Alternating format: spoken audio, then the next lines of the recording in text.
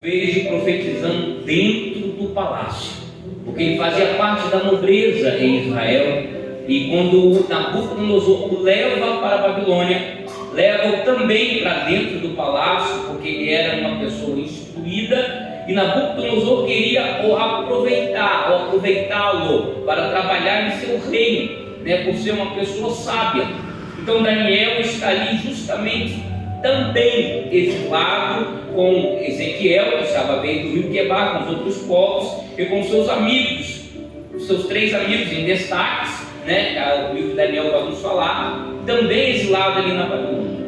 Agora escute bem, a história de Daniel. Eu não sei se você já teve a curiosidade de pegar o livro e ler, não digo nem estudá-lo, mas pelo menos ler. Mas a história de Daniel é muito interessante, mas o que a gente mais lembra quando a gente fala de Daniel é Daniel na cova dos leões. Até as criancinhas, se nós perguntarmos a ela sobre Daniel, o que ela vai lembrar e nos contar é que Daniel esteve na cova dos leões. Pois bem, Daniel, o livro do profeta Daniel, é um livro não muito extenso, mas a partir do capítulo 9 a gente vai ver que boa parte dos escritos é escatológico. Boa parte dos escritos, Deus, através do seu mensageiro, instrui a Daniel, ensina e mostra a ele coisas que ainda viriam a acontecer.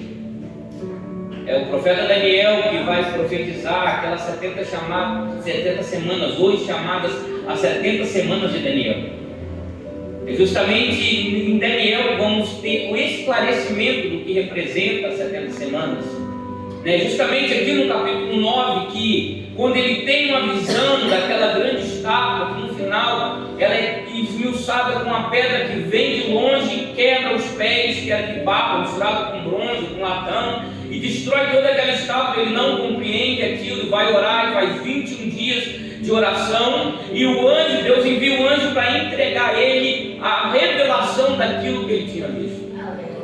Então aí a partir do capítulo 9 nós vamos ver o anjo trazendo a Daniel mensagens daquilo que ainda iriam acontecer, algumas coisas das quais já aconteceram, no período a qual Israel sai da Babilônia, sai do cativo, o rei da Síria libera, o Ciro libera o povo de Israel a sair. Depois de 70 anos dessa profecia de Daniel, o próprio Ezequiel profetizou, Jeremias profetizou que ficariam 70 anos. Depois desse período retorna. Tudo isso aconteceu, mas ainda há coisas que ainda estão para acontecer. E quando a gente abre aqui no capítulo 12, você pode ver que ainda o anjo está a falar com Daniel, e ele vai contar a Daniel ainda sobre o tempo do fim. Para quem tem livro de estudo, vai ver que o capítulo 12 tem a epígrafe dizendo o tempo do fim. E ele inicia o primeiro versículo dizendo assim: olha, nesse tempo levantar-se-á Miguel, o grande príncipe, que se conserva junto dos filhos do teu povo, e será um tempo de tal angústia qual jamais terá havido até aquele tempo, desde que as nações existem. Mas nesse tempo o teu povo escapará, isto é, todos que se encontrarem inscritos no livro da vida. Nós não estamos entendendo que é escatológico, ainda há de acontecer.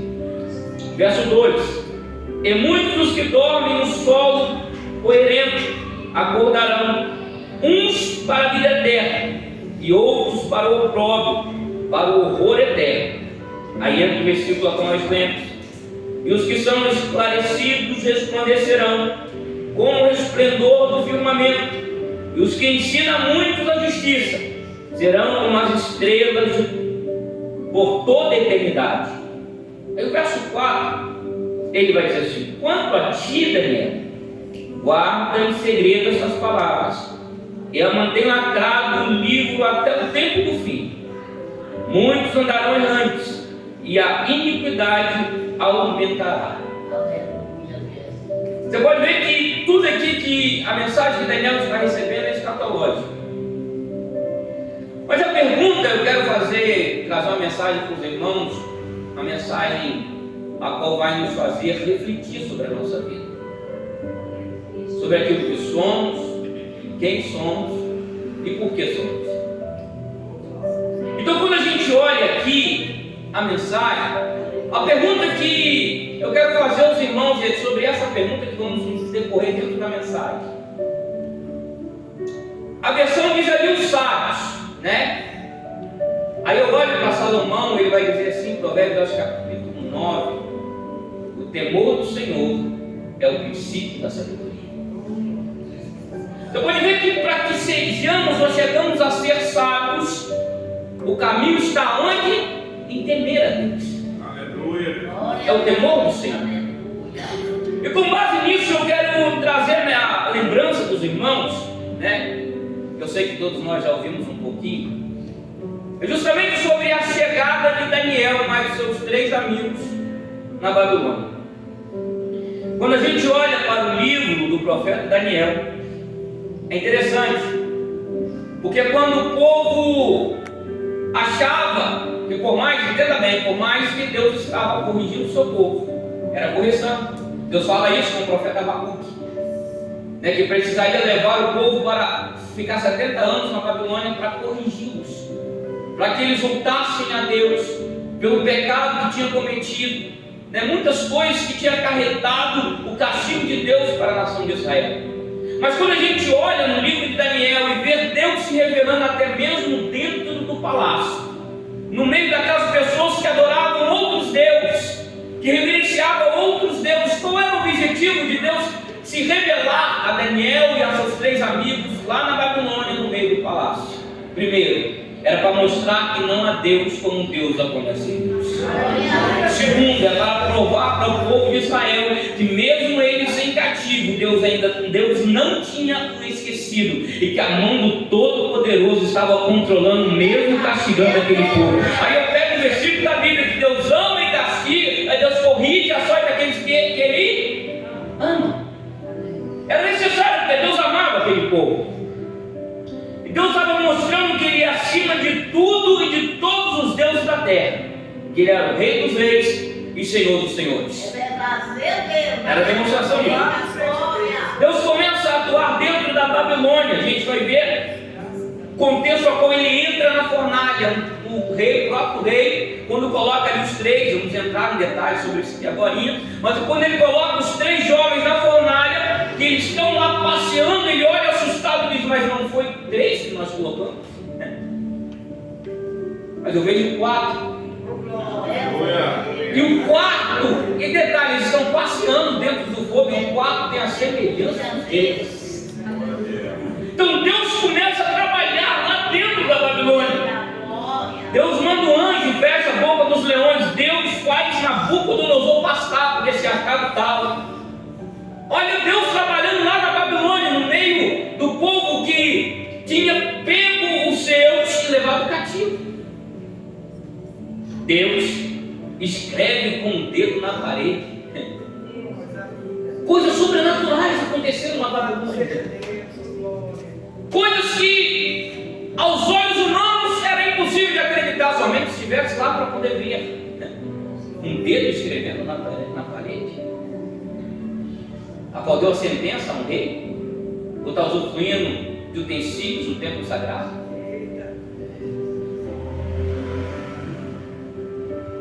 No reinado do rei Joaquim, os caldeus invadem Judá, no ano 609, como eu disse.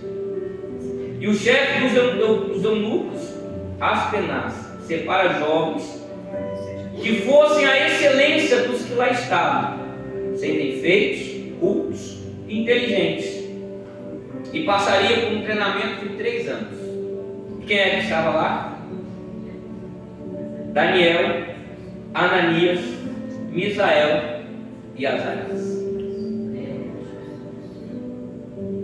Estava. E esse eunuco, ele prepara, a obrigação dele era deixar esses jovens formosos, bonitos, sadios.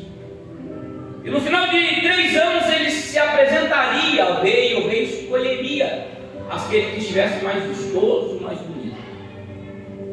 Mas Daniel e seus 3 amigos, a Bíblia diz no início do livro, que eles se recusaram a comer dos manjares do rei.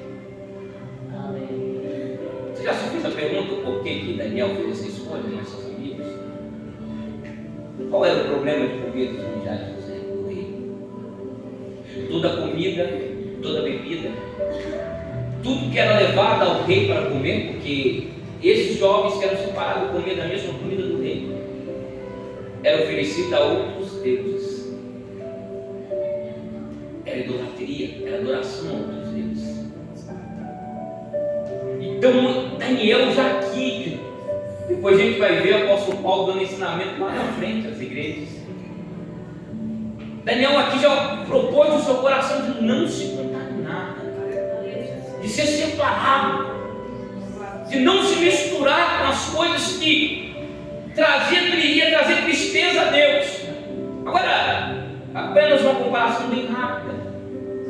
Longe da sua terra, longe do seu povo, longe do templo, mas mesmo assim, ele continuou sendo fiel a Deus.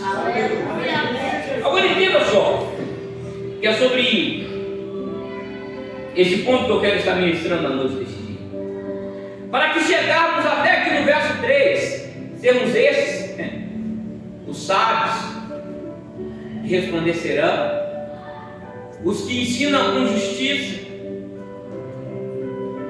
Eu quero fazer uma comparação com Daniel e seus 3 amigos, no tempo que nós estamos vivendo. Porque no tempo que nós estamos vivendo parece um reflexo daquilo que Daniel e seus 3 amigos viveram lá atrás. Vamos fazer uma comparação, para que você entenda a mensagem. Vamos fazer uma comparação que o mundo, as coisas que Satanás nos oferece, os desejos da carne, o mundo fosse a Babilônia, e nós, como cristãos que somos, fôssemos levados para a Babilônia. Estamos na Babilônia.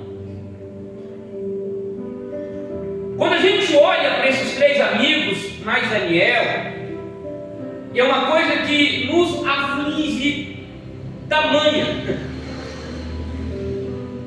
É que quando nós estamos no mundo, no nosso trabalho, na faculdade, na escola, com os colegas, com parentes que ainda não servem a Deus, nós somos testados a todo instante. Somos testados a ponto de fazermos, às vezes até sem querer, as pessoas que nos rodeiam. Mas no caso deles aqui foi proposital. Mas somos testados, às vezes até sem querer, de nós nos esquecermos da nossa identidade, de quem somos, de quem nos chamou, por que estamos aqui. Preste atenção. Se a todo instante nós não somos testados a fazermos-nos esquecer a nossa identidade. Olha, quando Daniel, Ananias, Misael e Azarias chegam na Babilônia, a primeira coisa que eles fizeram foi trocar o nome desses 4 jovens.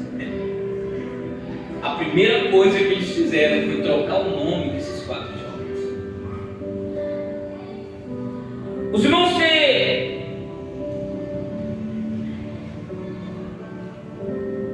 o que estava acontecendo. O nome Daniel significa Deus é juiz. Trocaram o papel de Sazar. Senhor dos tesouros. O nome dele era Daniel. Deus é o juiz. Quando olhamos para Ananias, o Senhor demonstra graça. Trocaram para Sadraque, servo de Deus Acu, Deus Lua, que era adorado na Babilônia. Quando a gente olha para Misael, é quem é como Deus. Trocaram para Mesaque, quem é como Acu. A gente olha para Azarias, o Senhor ajuda. Trocaram para Abidnego, servo de Neu, que era um Deus sumério.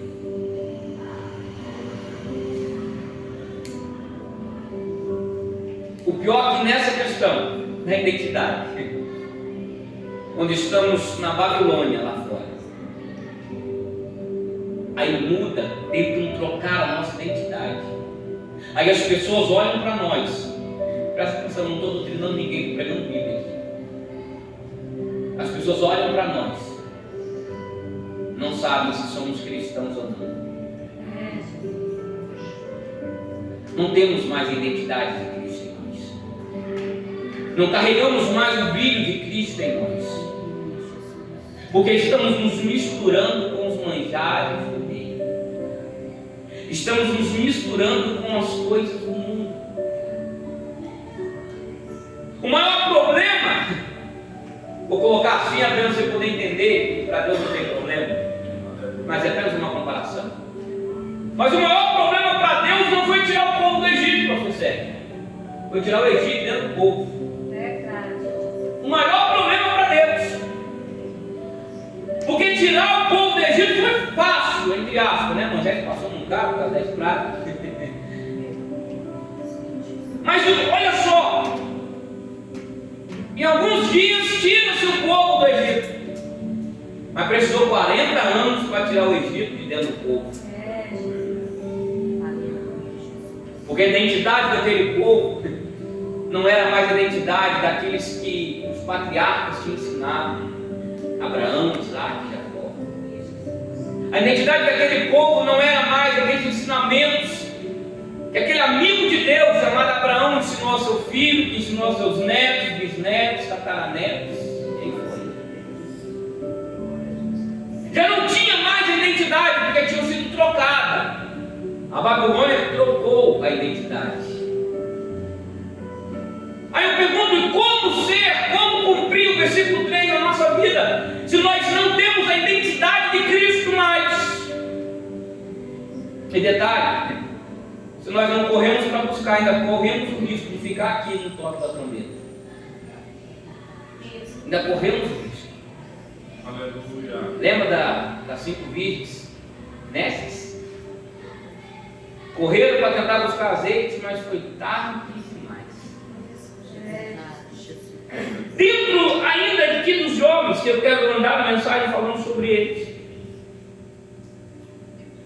além de tentar destruir a identidade, trocando o nome. Você sabe por que Nabucodonosor tentou destruir a identidade daqueles homens? Você sabe por quê? Qual era a intenção de Nabucodonosor? Fazê-los esquecer de Israel. Fazê-los esquecer de quem eles eram, da onde tinham saído e do Deus que eles adoravam. A intenção de Nabucodonosor era simplesmente essa: fazer esquecer quem eles eram. Pode ver que no decorrer aqui do que a gente vai falar, você vai ver que faz todo sentido. Porque quando eles chegam, a segunda coisa que eles fazem é trocar as roupas daqueles homens.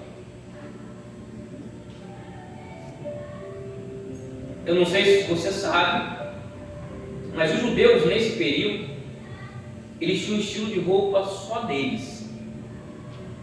Só eles se vestiam daquele jeito. O que mais parecia um pouquinho com eles era o samaritano, eles não se diferenciavam. Tanto que um judeu e o samaritano se conheciam à distância, somente de olhar o vestimento. Então eles tinham um estilo de roupa. Mas aí quando chega na Babilônia, até o estilo de roupa que eles tinham precisou ser trocado. Porque quando eu olhar no espelho, eu não posso me lembrar de onde eu saí. Eu não posso me lembrar dos ensinamentos que eu tive. Quando eu olhar no espelho, eu não posso ver um judeu, um israelita, eu tenho que ver um caldeu. Eu tenho que me parecer com o povo daqui. Você já prestou atenção que hoje, em especial os jovens, né? A pressão que fazem para que todo mundo pareça com as modas que eles lançam em fora. E rapidamente nós queremos também ficar igualzinho a eles.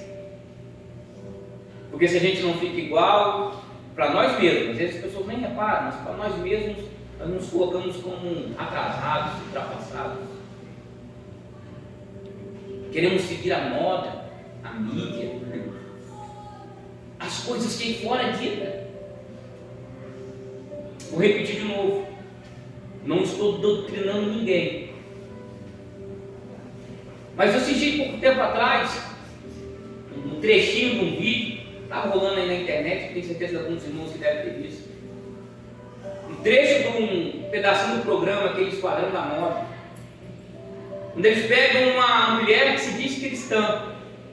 E na parte do programa eles pegam algumas roupas e jogam fora, né? Que dão um cartão para a pessoa ir lá fazer novas compras, novas roupas.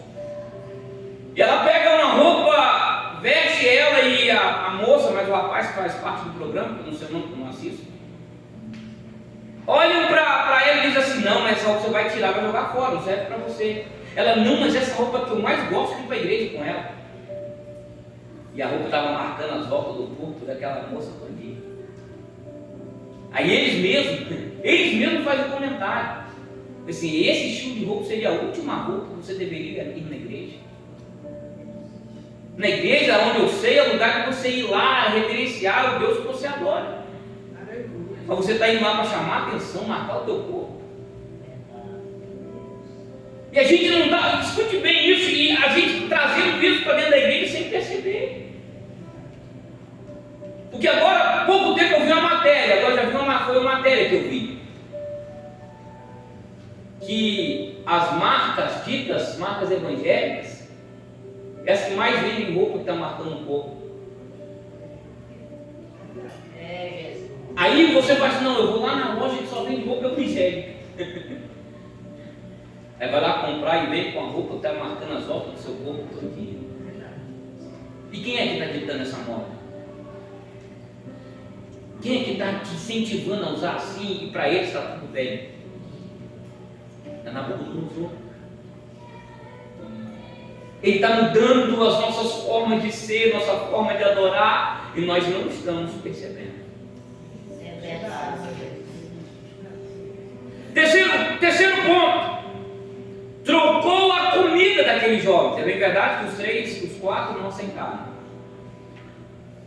Mas preste atenção. Eu vou fazer uma crítica aqui.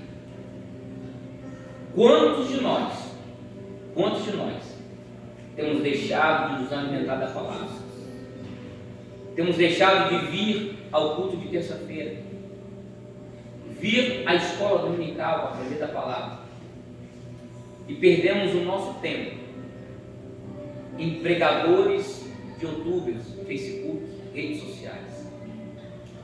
Quantos de nós? E detalhe, eu vou te dizer algo aqui que eu sei que você não vai ficar surpreso que eu vou te falar. Eles não têm responsabilidade com aquilo que você está aprendendo. Se você está aprendendo errado, o problema é seu. Aí a bucha vai ficar para o seu pastor. Nós não tiramos tempo mais para nos alimentar da palavra. Aí escute bem isso, que isso é verdade. Aí qualquer coisa que ouvimos serve de alimento. Só que parece aqueles pastel de vento de rodoviária. Só massa, sem recheio e cheio de gordura. Só empazina, mas não te alimenta. Você até parece que está cheio, mas não te sustenta. Não te dá solidez. Porque estão trocando a nossa comida.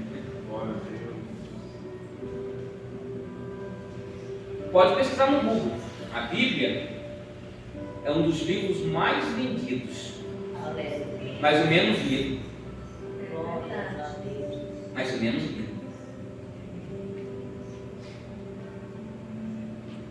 É bom demais ler um livro de autoajuda, ou ler um livro que vai me instruir emocionalmente, Max Lucado, por exemplo. Mas estamos trocando tudo isso pelo alimento verdadeiro. E é por isso que todas as vezes a gente busca uma coisa, quando conquista, a gente sente vontade de buscar uma outra. Não estamos saciados com nada. Porque o que nos sacia é a água viva. Só Cristo pode nos dar através da sua palavra. É isso que nos sacia. É isso que nos sustenta. Então entenda que quando eles, entenda bem isso, agora eu vou trazer os 4 amigos de novo.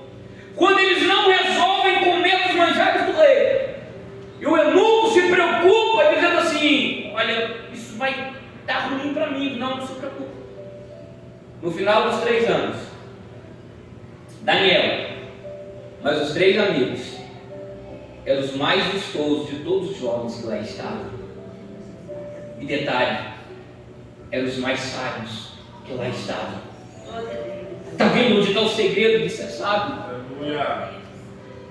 É o versículo que está aí, que nós lemos ele, que é o tema da campanha. Eu tenho certeza que quando lemos, todos nós olhamos também, mas bem que eu quero ser um sábio desse, né? Quero ser um desses, olha, que instrui a muitos, que ensina a justiça. Para quando chegar aquele dia, estar ali, ó, ser como as estrelas, que vai estar brilhando eternamente. Mas existe passos a seguir. Agora escuta. Ainda tem um pouco de tempo para terminar a mensagem. Eles também trocaram a língua. Chegaram falando aramaico. Mas quando lá estavam, tinham que esquecer a língua qual eles usavam lá em Israel. E falar a língua que os caldeus falavam.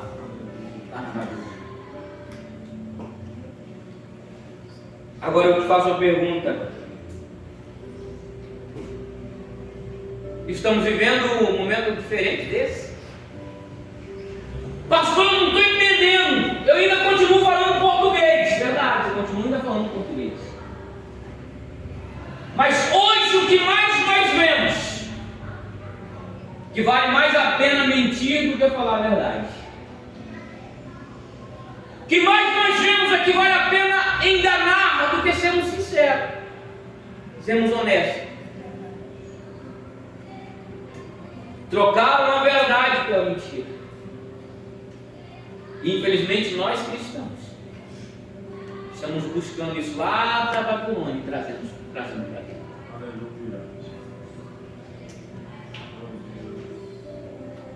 Porque mentir é mais fácil do que falar a verdade.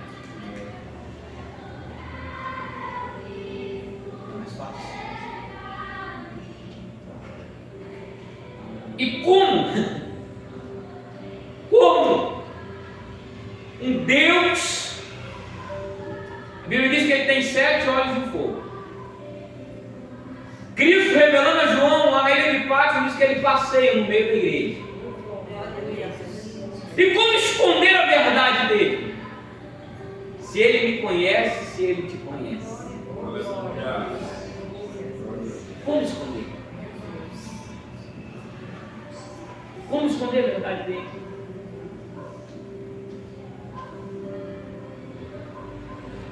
Trocaram a verdade pela mentira. Trocaram as palavras de vida por maldições. Nós estamos aprendendo a amaldiçoar as pessoas. Mas a própria Bíblia diz assim que não tem como sair água boa e água salobra de uma mesma fonte. Precisamos voltar aos princípios. Trocar o Evangelho de Cristo por autoajuda, massageando o ego. Em quinto ponto, eles trocaram as nossas, ou estão tentando trocar as nossas músicas, assim como fizeram com aqueles jovens que lá estavam.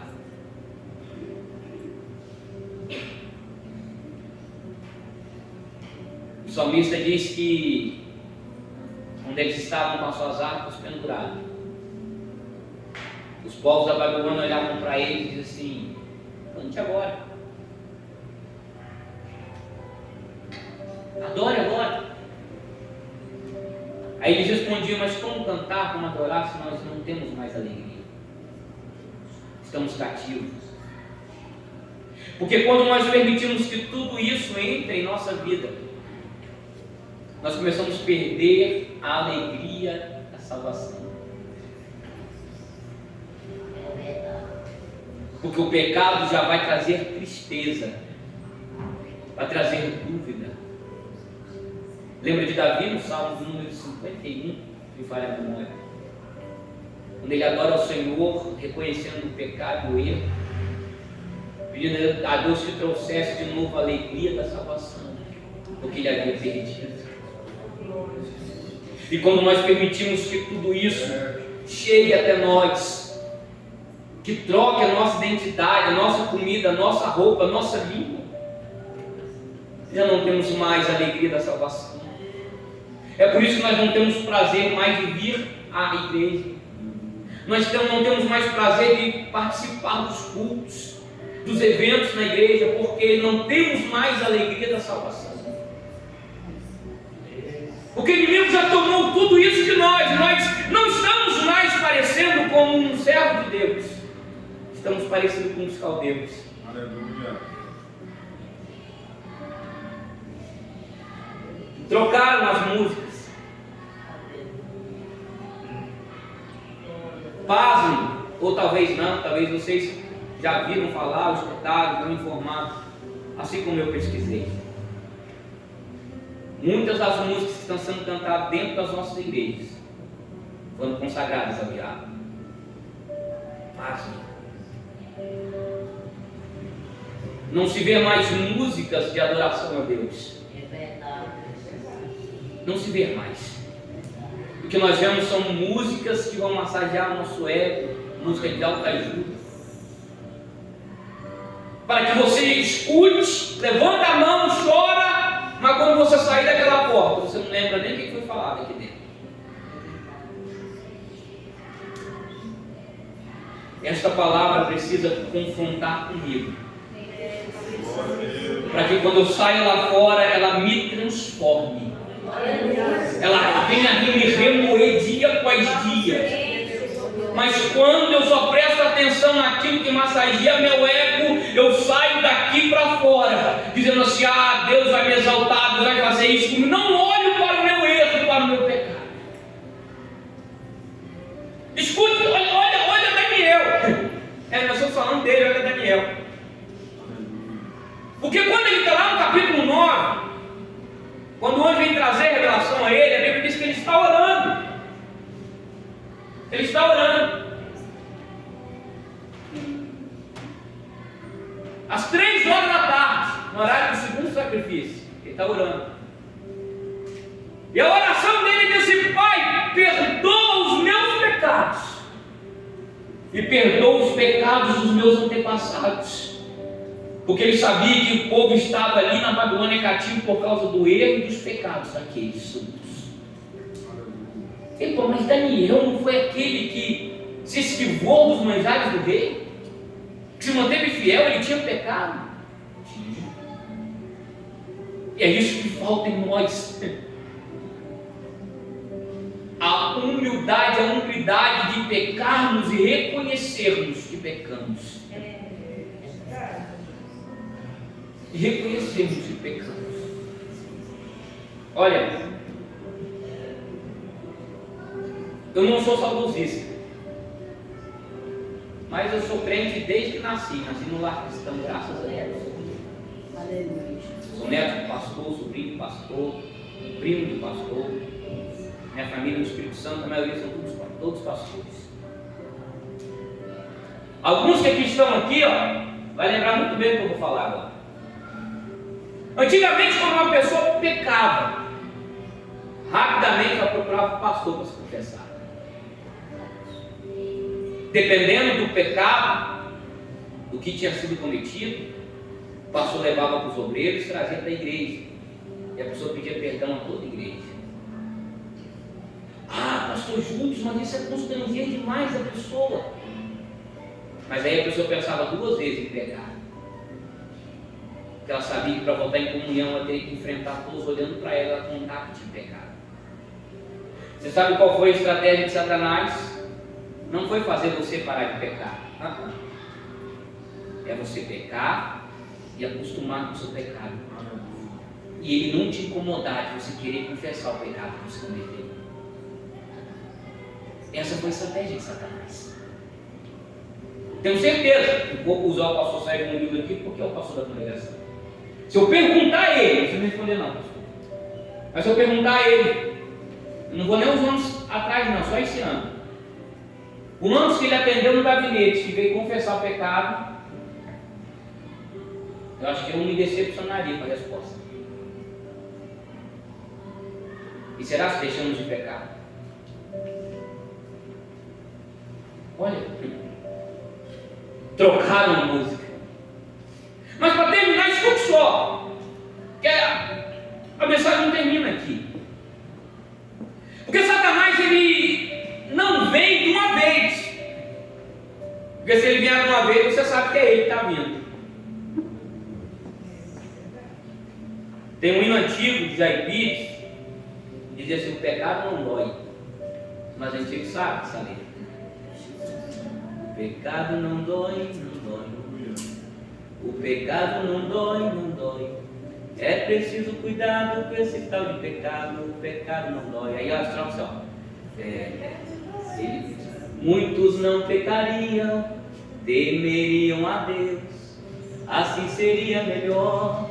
Mas ele vem de mansinho, sempre dando jeitinho, deixa a gente no pó. Então Satanás ele não vem de uma vez, ele vem devagarzinho. Devagarzinho. Porque quando você menos perceber, você está todo enrolado e não tem como sair mais. Não tem como sair mais. Porque quando esses jovens estão lá e trocam ou tentam trocar para destruir a identidade deles, foi por partes. Identidade, roupa, música, a fala. Mas chega um ponto que Satanás vai se apresentar. Depois você está enrolado num emaranhado ali, ó, ele vai se apresentar a você. E quando se apresenta a você, ele vai dizer assim: agora eu quero que você me adore. Porque foi isso que aconteceu agora em especial os 3 jovens. O rei levanta uma estátua e baixa um decreto. E quando tocasse a música, todos teriam que se prostrar diante da estátua que ele ergueu e adorar a estátua.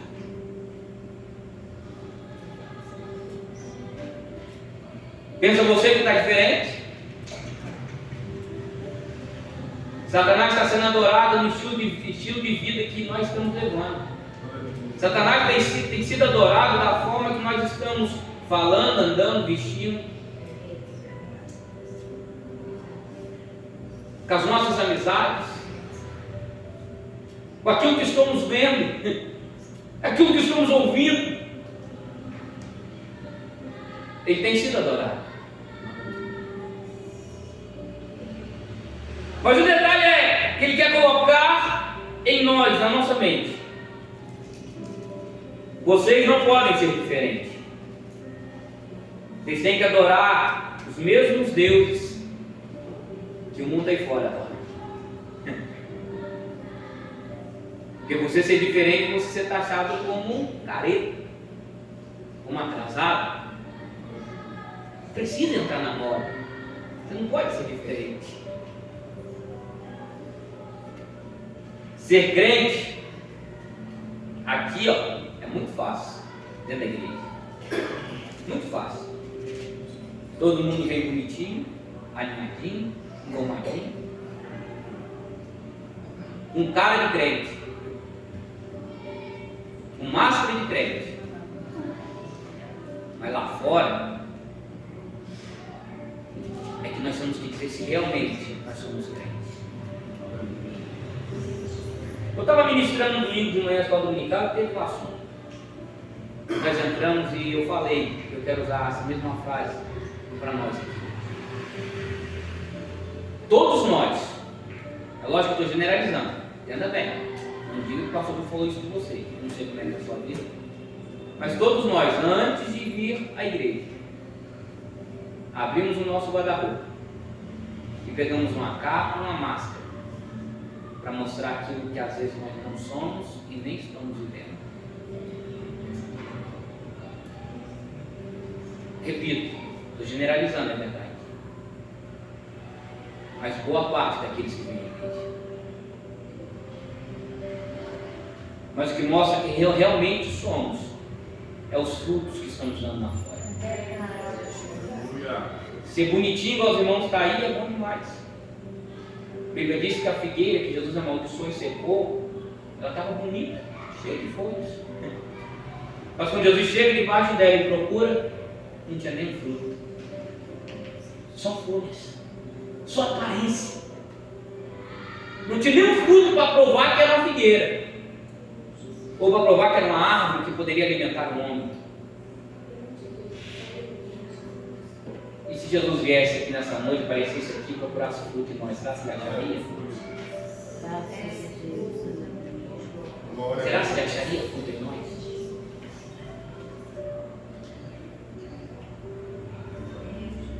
Hoje o que nós mais vemos, a libertinagem do sexo, pornografia, são os principais deuses que estão sendo adorados. Eu sei que não é um culto de jovens, mas vale a pena falar, citar. Virgindade hoje é caridade. Caridade. Porque sexo é o Deus do momento. Sexo e mamon, dinheiro, é o que as pessoas mais buscam. Agora a pergunta para terminar a mensagem, eu já respondo. Por que esses jovens foram bem-sucedidos? Que todos nós sabemos da história, eu falei no início da mensagem. Eles foram lançados na fornalha, que foi aquecida 7 vezes mais. Até o soldado que foram jogá-los na fornalha foi queimado. E eles é lançados na fornalha.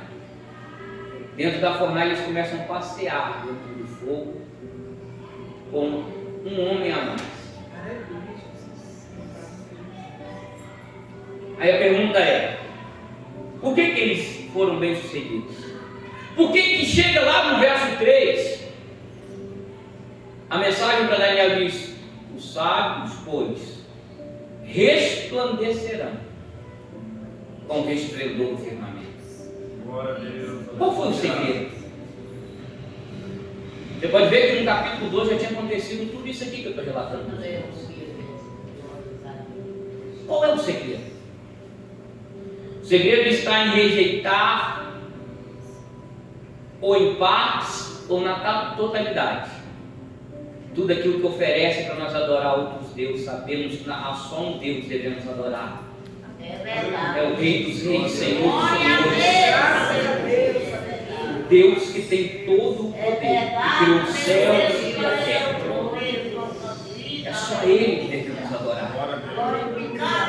Segundo, eles preferiram a fornalha do que negar o Deus a qual eles serviam. Mais vale a gente sofrer na terra, passar por lutas, às vezes até desprezo, mas saber que há um céu que nos espera. Tem um hino da Lauriette, palavras, né, que muitos irmãos conhecem. Fala ainda aqui: para te servir, Jesus, eu tenho que chorar. Alguém tem costume de cantar ele? Vamos cantar ele para terminar? Vem, pastor, então, vem junto aqui, por favor. Quando a gente olha, estou terminando a mensagem. Quando a gente olha para Asaf no Salmo de número 73, ele olha para os ímpios. E no olhar dele ele percebe a prosperidade dos ímpios. E quando ele faz assim, a Bíblia diz que ele, contando no seu salmo, ele quase escorrega, quase sai do caminho. Mas aí lá no final do Salmo 73 ele vai dizer: até que eu entrei no santuário. E o Senhor se revela a ele dentro do santuário.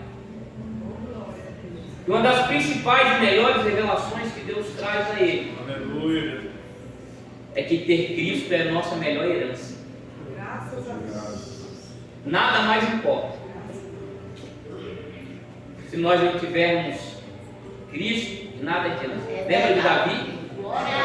Na oração de Davi ele diz assim: olha, Senhor, não retires de mim o teu Espírito. Se toma de mim o reino, as terras, as riquezas, então pode tomar de mim. Mas não retire de mim o teu Espírito Santo. E é essa presença que vai nos fazer chegar no verso 3 do capítulo 12. No final de tudo. E é isso que Deus espera de mim e espera de você. Amém. Que sejamos esses aí, ó, os sábios que resplandecerão com o resplendor do firmamento. Glória a Deus. E os que muitos ensinam a justiça refugirão como as estrelas, sempre e eternamente. Aleluia. Você pode colocar sobre os pés? Por favor, da revisão do pastor.